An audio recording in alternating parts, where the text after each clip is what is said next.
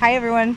So today we are going to be harvesting some of these clusters of sumac berries to make wild, delicious sumac lemonade. And I hope you really like this because it's one of my favorite summer drinks.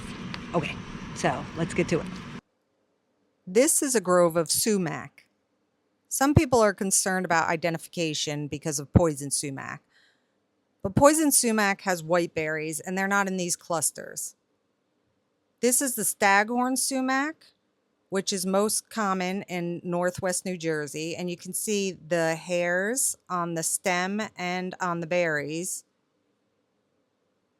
It can be hard to harvest because the clusters are high, but with a little bit of tenacity, you can get there. It's a combination of acids that coat the fruit that give this fruit its delicious, tangy, earthy flavor. It could be eaten raw or dried and could be sifted to get a powder that serves as a delicious spice for rubs, dressing, or toppings.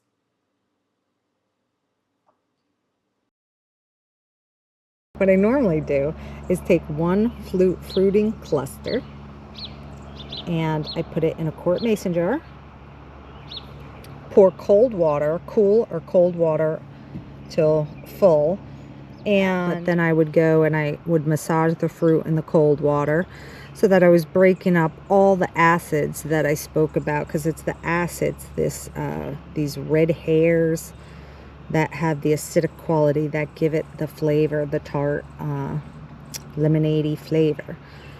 But because it's been such a rainy year and I feel like these don't have as much flavor, and one of the ways I can tell whether they have flavor is when I'm out in the wilderness, I can pull one of these off, pop them in my mouth and taste them.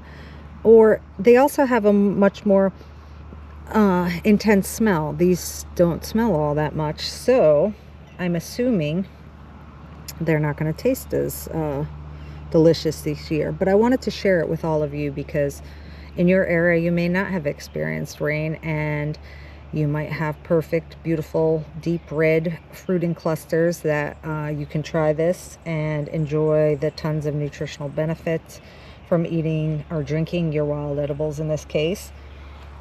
So the other thing, there's a number of different ways to do this, but like I said, you could put just the full fruit clusters into your mason jar or jug, whatever you want to make it in. Here is one sumac that I've allowed to dry out a little bit, so I'll incorporate that too because you never know. Or you can also peel off the berries off of the stem so that there's more surface area touching the water and you can get all those acidic hairs in contact with the water to hopefully develop a bit stronger and more flavor, excuse me. So I'm going to do this for this cluster, and then I'm going to put the other clusters in whole.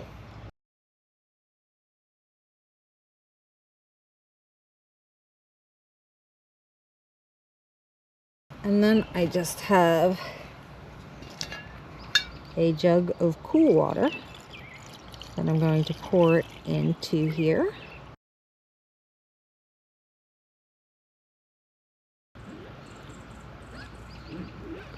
And I'm just going to stir it up a little bit. Maybe I filled it just a smidge. Squeeze the fruits a little bit. And then you want to let this sit for approximately at least a full day, 24 hours.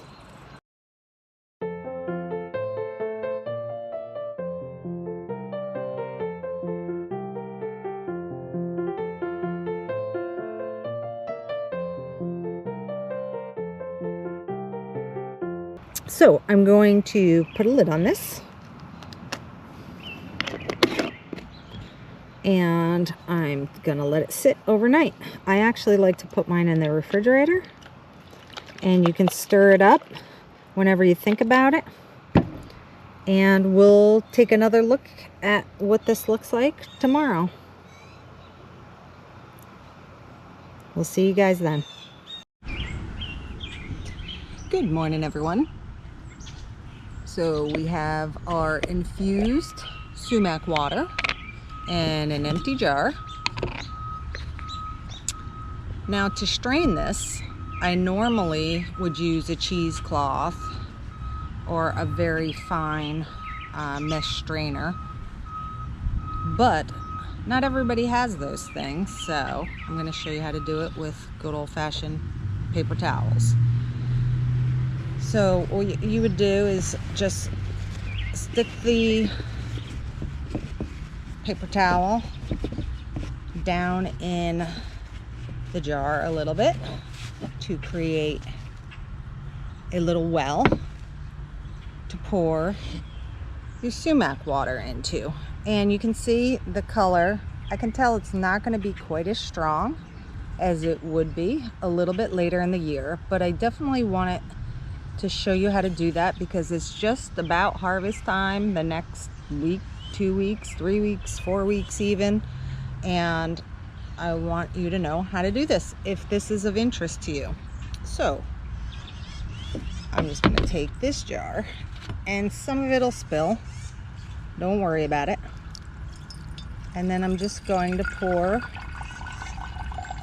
the sumac water into the paper towel. And the reason you want to do this is all those fine hairs that are in the sumac water, you might not want those in your drink, so we're just filtering those out.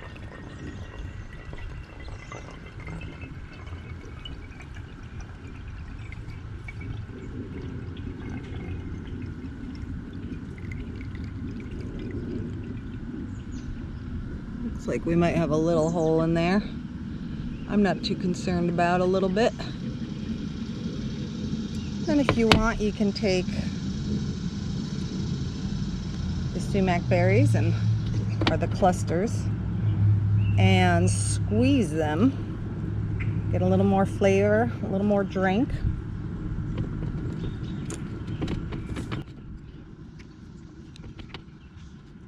And that, my folks, is the extent of it.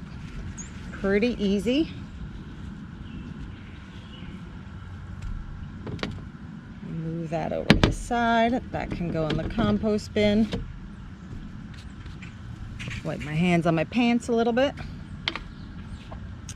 And you can see we have a nice sumac lemonade. I wish it was a little more pink. I'm sure it's not going to be as strong as it normally is, but we're going to try it right now. So let's give this a go.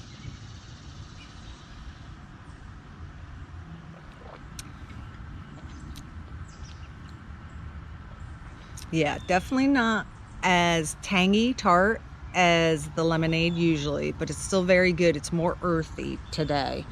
So I will drink this and get the nutritional benefits that I can from these wild edibles in my area. And I hope you found this helpful, and if you did, please like and subscribe, leave a comment if you have any questions. Happy to answer them.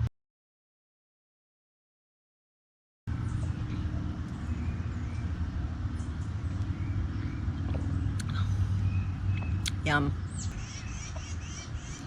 I'm like hunching down because the camera is low today. John has the other camera with the higher tripod because he is filming van stuff. So if I look a little bit uncomfortable or strained, that's what's going on. But here we go.